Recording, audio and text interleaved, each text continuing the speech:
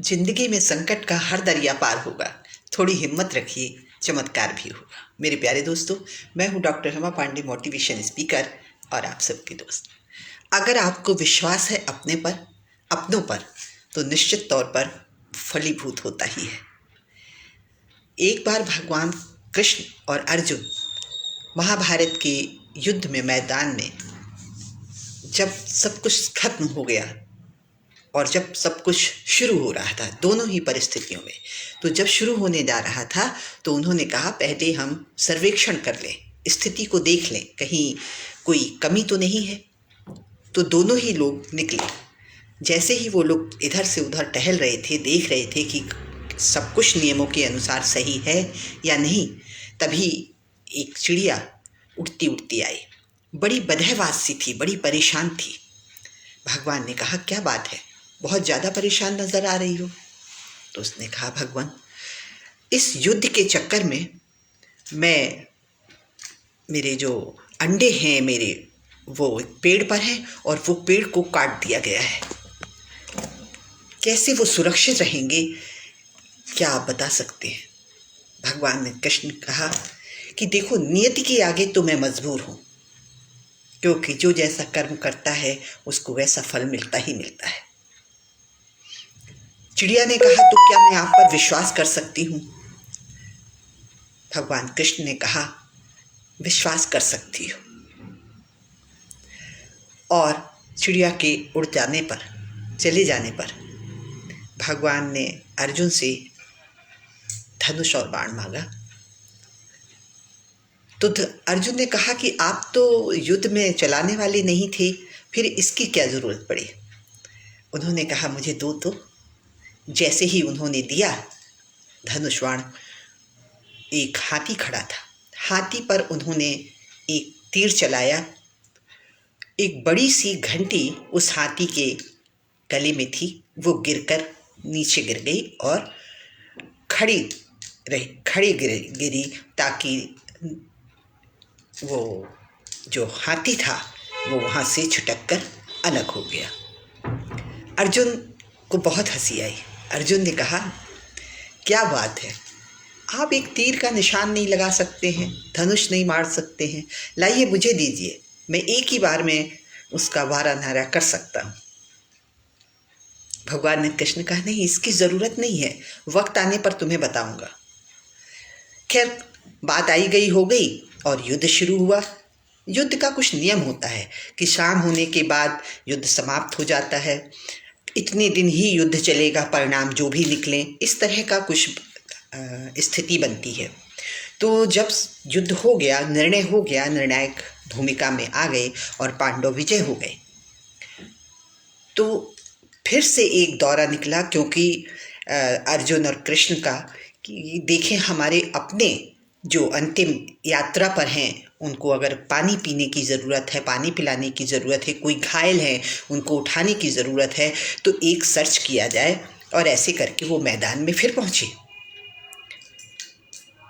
तो जैसे ही वो मैदान में पहुँचे, भगवान कृष्ण ने फिर से अर्जुन से कहा कि अब अपना धनुष बाण दो। अर्जुन को फिर बहुत आश्चर्य हुआ कि अब क्यों? तो उन्होंने फिर एक बाण चलाया और वो घंटी जो खड़ी गिरी थी वो पलट गई और चिड़िया के बच्चे उड़ करके आसमान पे चले गए। दोस्तों, यदि हमने विश्वास किया है अपने ईश्वर पर, तो विषम परिस्थितियों में भी हमारे साथ अच्छा ही होता है। जिसकी जैसी नियति होती है उसका वैसा ही परिणाम मिलता है। जिसके जैसे कर्म होते हैं वैसे ही वो फल पाता है। दिखाई तो नहीं देता है, लेकिन जब परिणाम सामने आते हैं तो लोग आश्चर्यचकित रह जाते हैं कि आखिर ऐसा क्यों। आप अपने आसपास भी देखें, चाहे वो माता पिता के साथ हो, चाहे पड़ोसियों के साथ हो, चाहे छोटे नन्हे बच्चों के साथ हो, जाने अनजाने में भी किए गए व्यवहार का असर हमारे ऊपर पड़ता है। वो बात अलग है कि उस परिणाम के लिए शायद क्षमा हो सकती है, जो हमारी जानकारी में हुआ ही नहीं। एक भाई, जो भाई बहन थे, माता पिता बचपन से ही मर गए थे। भाई ने अपनी बहन को बहुत ही स्नेह और प्यार से पाला था। जब उसने देखा कि वो किसी और से प्यार करती है तो यूं तो उसे बहुत खुशी हुई, लेकिन उस लड़के की जो धोखा देने की प्रक्रिया जब शुरू हुई और उस लड़के को, भाई को पता चला, तो उससे रहा नहीं गया और उसने उस पर गोली चलाई। भाई को बहुत बुरा लगा और भाई ने गोली चलाई। गोली चलाने में वो तो गिर गया, जिसके ऊपर, डेविड के ऊपर गोली चलाई थी। गोली दूर जाकर एक पेड़ पे धंस गई और तो उसकी जो बहन थी वो एक्सपायर हो गई, उसको गोली लग गई। जैसे ही बहन को गोली लगी, भाई ने भी खुद को गोली मार ली, क्योंकि बहन के न जाने का तो फिर अब कोई मतलब ही नहीं है जीने का। उसने बच्ची की तरह उसको पाला था और डेविड ने उसकी सारी संपत्ति ले ली और आराम से मकान बनवाने लगा। दोनों बहन भाई खत्म हो गए। जब वो मकान बनवा रहा था तो बीच में वो पेड़ आ रहा था जिसमें गोली धसी हुई थी। उसने कहा, इसको डायनामाइट से हटा दो, क्योंकि ये मकान बनाने में व्यवधान डाल रहा है। जैसे ही डायनामाइट लगाया गया, वैसे ही उसमें जो गोली धसी थी वो गोली वहाँ से उड़ी और उस डेविड के छाती पर आकर धंस गई। वर्षों के बाद नियति अपना बदला लेती ही लेती है। चोरी से किए गए काम भी आपको उसके फल देते ही हैं। दोस्तों, जाना तो इस दुनिया से है ही, तो क्यों ना हम अच्छे कर्म करें, कर्तव्यों का निर्वाह कर लीजिए और उसके बाद कोई भी अनर्थ, कोई भी गलत काम मत कीजिए। अपने आप ही सब कुछ आपका अच्छा होता चला जाएगा। सिर्फ आप अच्छे कर्म करते जाइए। अच्छे कर्म का मतलब किसी और को कष्ट ना होने पाए, ऐसा। प्रोग्रेस से मैं नहीं रोक रही हूँ।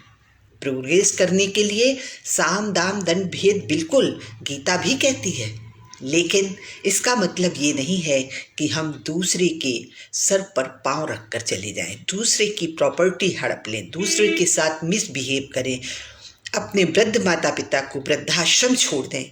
ऐसी तमाम गलतियां हम कर जाते हैं जो सुखरोज में। जवानी जब आती है तो गलतियों पर गलतियां होती जाती हैं। हम भूल जाते हैं कि इनके सबके एक बार फिर से राउंड होगा, पृथ्वी गोल है, यही हालात हमारे सामने फिर खड़े होंगे और तब उस पीड़ा को हम महसूस करेंगे। इसलिए हमेशा अच्छे कर्म करना है और अच्छा व्यवहार करना है। एक गुफा से दो व्यक्ति निकल रहे थे। एक नंगे पांव था और एक जूता पहने हुए था, तो पैरों में चुभ रहा था। ऐसी परिस्थिति में वो उठाता था उस पत्थर को और बाहर थोड़ा दूर हट के फेंक देता था और आगे बढ़ जाता था। जब जब उसके पैर में वो चुभता था तो वो फेंक देता था। दूसरे ने उस पत्थर को उठाकर अपनी झोली में डाल देता था। उसको लगता था कि मेरे को तो चुभ ही रहे हैं, कहीं ऐसा ना हो कि हमारे पीछे आने वालों को भी ये चुभे, क्योंकि सुरंग में पूरी तरह अंधेरा था और वो सामने वाला व्यक्ति भी दिखाई नहीं दे रहा था। ऐसे में जितने भी पाँव में चुभते गए कंकड़ वो उठा उठाकर अपनी झोली में डालता गया। मीलों लंबी सुरंग जब पार की और वो बाहर निकला तो सूर्य की रोशनी ने उसका स्वागत किया। उसने सोचा, अब इन पत्थरों को मैं किनारे पटक देता हूँ और अपने गंतव्य पे रवाना हो जाता हूँ। जैसे ही वो उसको निकाल कर किनारे पटकता है, वैसे ही उसकी हीरों की जो चमक थी तेज रोशनी से उसकी आंखें चौंधिया जाती हैं। ठीक उसके आगे जो आ रहा था उसने पलट कर देखा, क्योंकि जब वो पलट रहा था तो वो आवाज़ आई, तो उसने पलट कर देखा तो इतने सारे हीरे देखकर दंग रह गया। उसने कहा, अरे ये क्या? तो उसने बताया कि कैसे मेरे पत्थर मेरे नंगे पैरों पर चुभ जाते थे और मैं किसी और को दर्द ना हो और को ना चुभे, मैं इसे झोली में डाल लेता था और ये हीरे निकले और इस तरह से उसकी ज़िंदगी बदल गई। तब आगे चलने वाले व्यक्ति ने अपने सिर पर हाथ दे मारा। उसका कहना था, इसका मतलब है कि मेरे पैरों के नीचे जो आ रहा था वो हीरे थे। काश मैंने भी दूसरों के बारे में सोचा होता तो निश्चित तौर पर मेरा भी भला होता। दोस्तों, यही जिंदगी का उसूल है। अगर आप अच्छी नियति में हैं, अच्छे कर्म करेंगे तो निश्चित ही तौर पर आपको अच्छा फल मिलेगा। बस विश्वास बनाए रखना, अपने भगवान से विश्वास ना हटाना। जब हम डगमगा जाते हैं, जब हम कंफ्यूज हो जाते हैं, जब किंतु परंतु बट लगाते हैं, तो निश्चित तौर पर ईश्वर भी अपनी तरफ से लापरवाह हो जाता है। इसलिए हमें पूरे विश्वास के साथ अच्छे कर्म करते रहना है और आगे बढ़ते रहना है। यदि आपकी कोई हॉबी है, अगर आपका कोई गोल है, तो निश्चित तौर पर आप ये मान कर चलिए कि मैं तैयारी कर रहा हूँ और इसका फल मुझे मिलेगा ही मिलेगा। ऐसे ही एक डॉक्टर अपने गंतव्य पे जा रहे थे। दौड़े दौड़े आए तो देखा क्या, फ्लाइट जाने का समय हो गया था। उन्होंने बोर्डिंग पास किसी और से मंगवाया था। जैसे ही वो पहुँचे, बोर्डिंग पास उन्होंने ले लिया और निवेदन किया कि मुझे फ्लाइट तक पहुँचा दीजिए, मुझे बहुत ज़रूरी एक सेमिनार अटेंड करना है। दोस्तों, वो सेमिनार अटेंड करने के कारण वो कागज़ जब दिखाया तो उनको सहारा दिया गया, सहयोग दिया गया कि ये सरकारी काम है और विदेशी लोग आ रहे हैं, ऐसे में उन्हें कुछ स्पीच देना है, तो उनको सहयोग किया गया और वो फ्लाइट पे रवाना हुए। लेकिन ये क्या, थोड़ी दूर चलने के बाद ही फ्लाइट मौसम बहुत ख़राब हो गया और फ्लाइट के लिए अनाउंसमेंट हुआ कि हमें नीचे उतरना होगा क्योंकि मौसम बहुत ख़राब है। और वो नीचे उतर गई फ्लाइट अगले ही शहर में। तो बहुत ही तनाव में थे, बहुत ही गुस्से में थे और पूछ रहे थे, झुंझला रहे थे कि अब क्या होगा और कैसे मैं वहाँ पहुँचूँगा। पास में ही खड़े हुए एक व्यक्ति ने बताया कि डॉक्टर रंधावा जी, आपको मैं पहचान रहा हूँ। आप जहाँ जाना चाहते हैं वो इस शहर के करीबन 2 से 4 किलोमीटर ही दूर है। आप कोई टैक्सी ले लें और उसके माध्यम से जा सकते हैं, किसी फ्लाइट की ज़रूरत नहीं है। उसने डॉक्टर साहब ने थैंक यू कहा और वो टैक्सी से रवाना हो गए। जैसे ही वो टैक्सी में बैठे और टैक्सी रवाना हुई, चूँकि मौसम बहुत ख़राब था, टैक्सी रास्ता जो था भूल गया ड्राइवर ने कहा, सर माफ़ कीजिए, बहुत ही ये जंगल का रास्ता है, मैं रास्ता भूल गया हूँ, ऐसे में कहीं ऐसा ना हो कि कहीं के कहीं पहुँच जाए और जानवरों का यहाँ खतरा भी बहुत है।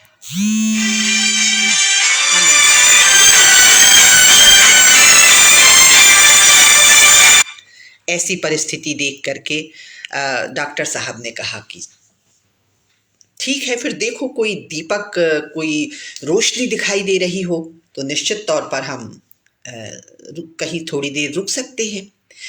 दूर कहीं एक झोपड़ी में एक दिया जल रहा था। जैसे ही वो पहुँचे वैसे ही उन्होंने दरवाज़ा खटखटाया। एक बुजुर्ग महिला वहाँ से निकली। उन्होंने कहा, कौन है बेटा?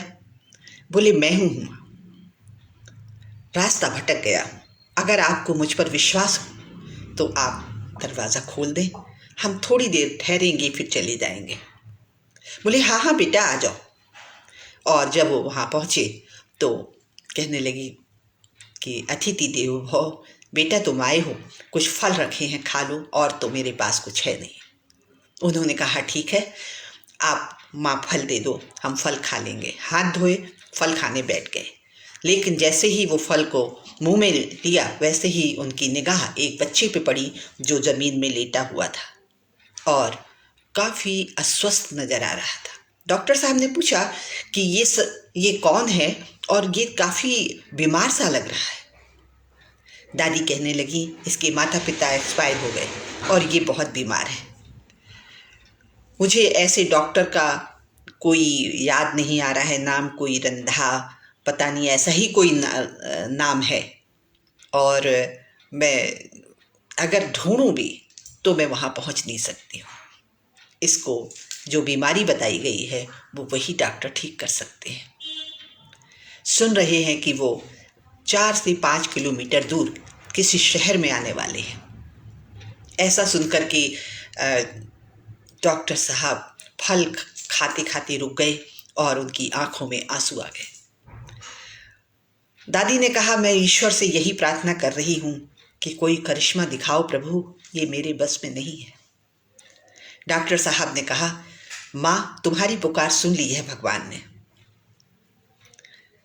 मैं ही वो डॉक्टर हूँ जिसकी फ्लाइट मिस हुई, जिसकी टैक्सी भटकी और आपके पास लाकर खड़ा कर दिया, क्योंकि आपको अपने ईश्वर पर विश्वास था। दोस्तों, ये आज नहीं, आप अपने बुजुर्गों से भी पूछिए। कई बार ऐसे उदाहरण पेश होते हैं जब ऐसा लगता है कि साक्षात ईश्वर हमारी सहयोग कर रहा है। इसलिए अपने भगवान पर विश्वास बनाए रखिए। वो कोई भी हो सकता है, ईसा मसीह हो, गुरु नानक हो, भगवती माँ हो या हनुमान जी हो।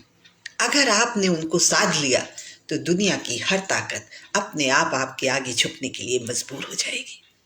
आप किसी का बुरा मत करें, आप किसी के लिए बुरा मत सोचें। जिसने आपके साथ बुरा किया है, ईश्वर उसको फल अपने आप देगा। आप उसे अपने हाथों में ना लें, बस कर्म अच्छे करते जाइए, आपको वो सब मिलेगा जिसकी आप कल्पना भी नहीं करते। एक साधारण सा व्यक्ति भी ऊंचाइयों पर पहुंच सकता है। एक पेपर बेचने वाला भी देश का राष्ट्रपति बन सकता है। चाय बेचने वाला देश का प्रधानमंत्री बन सकता है। सब कुछ संभव है मेरे दोस्तों, बस अच्छी नियत और अच्छे कर्म बनाए रखना।